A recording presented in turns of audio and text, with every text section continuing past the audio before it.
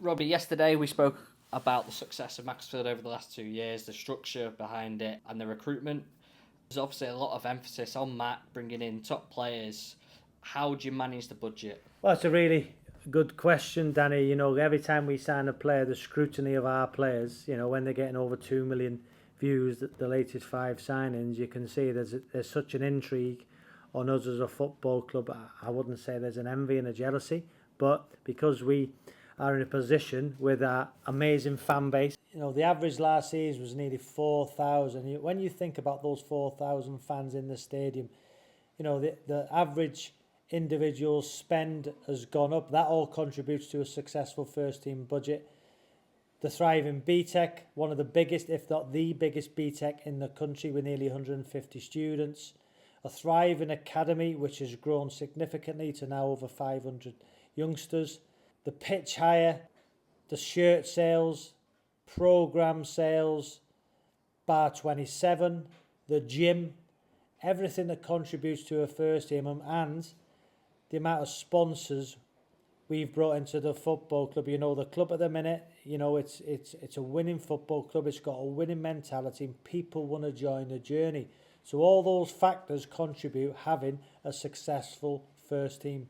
So everything that comes into the football club is as one, and then what Rob and myself will do, and the accountants in fine minutiae, we will allocate a budget to the first team, because we know a successful first team for Macclesfield Football Club is key to every part of the business. A successful first team brings in sponsors, it brings in pitch hire, it brings in numbers to the academy, it brings in more season tickets. So we know having a successful model can generate a good budget for our first team. In season 1, because we were very new to these levels at Macclesfield FC, our playing budget was £100,000, and we give that to our head of recruitment to allocate that budget as best he could to try and get as a squad that went up, and we've done that very successfully. Obviously it increases percentage wise depending on how much we bring into the football club. Rob has been very generous in contributing so much money to this football club in the first instance, and now with the success we can make the football club self-sustainable. As Rob will tell you, when he purchased this football club, Rob is a wealthy individual, but I think in modern day football you have to be a multi-millionaire to have a successful football club in terms of where you want to go. You look at what Wrexham have done. Macclesfield Football Club might come to a point in the future in the National League system where if we want to be competitive, we might look for investment to go to that next level. But at these levels, because of the size of our fan base and because of everything that's brought in, we can be competitive. You look at players coming in, we will never pay over the odds for any player. We have a set amount, which is put to us at the start of the season. Then myself, the head of recruitment, and Rob will designate that money to the first team, and then we'll look, to bring players in. Those players are top quality. There's always one eye on, how we can get better, obviously how we can progress, how we can bring in better players, and we know we'll have to pay, decent amounts of wages for players. What doesn't help us, because we're trying to be professional, Danny, because we're trying to make the transition to, if or when we get into the National League system, the current group or the group we build can, be full-time.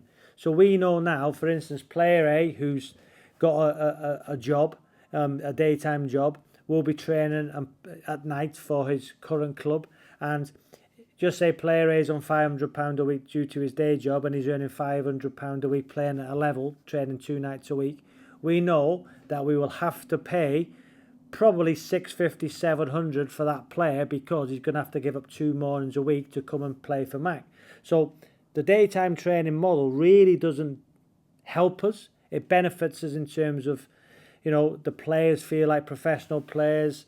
The daytime training model, it allows us to do a little bit more work with them, and then they can go to their jobs in the afternoon. So basically, the daytime training model really doesn't help us in terms of the budget, because we have to pay a little bit more for players who will do the daytime training. We've got players currently at the football club who have been with us for 3 years who were £150, £200 players. But because of the success of those individuals and because of the football club, those £200 players will be on a lot more money now because they've grown with a football club and they believed in the process. So inevitably, when Jimmy Holmes brought players in on 150, 200, those players have progressed with the football club and have been rewarded. And that's what we like to do at this football club, Danny, reward players for success. We'll never pay over the odds. We're always, for instance, a couple of players, there was only X amount of pounds left in the budget and we wouldn't go over it. And that's the way it is. So we're never going to be in a position where we are spending way above our means. We're in a healthy position. We're going to be self-sufficient because of the amazing fan base, the amazing support, and inevitably, we know Macclesfield Football Club is all eyes are on us. The scrutiny over when we bring players in. I'm not really concerned what other clubs do. I'm seeing top quality players sign for clubs in this league. As a football club and as a group, we don't question what anybody else does. We're only concerned about ourselves. I've had chairman telling me this week, it's not a bad squad and some players can't step up. Well, that's for us to find out and for the players to find out. Again, don't concern yourself with what we do. As long as Macclesfield Football Club and the people within it know the structure, know the process, and know that the fine minutiae of the budget is accounted for on a yearly basis, then we'll be absolutely fine. We're going to be competitive. We're going to give it a go. And we always have one eye in the January on the following season, depending on where we are in the league. The last 2 seasons, we've been in great positions, and we know that we can look at players 2 leagues above, to try and help us win that league. So January is big for this football club. So we're in a great place. All eyes will always be on us. Other clubs bring in top quality players too.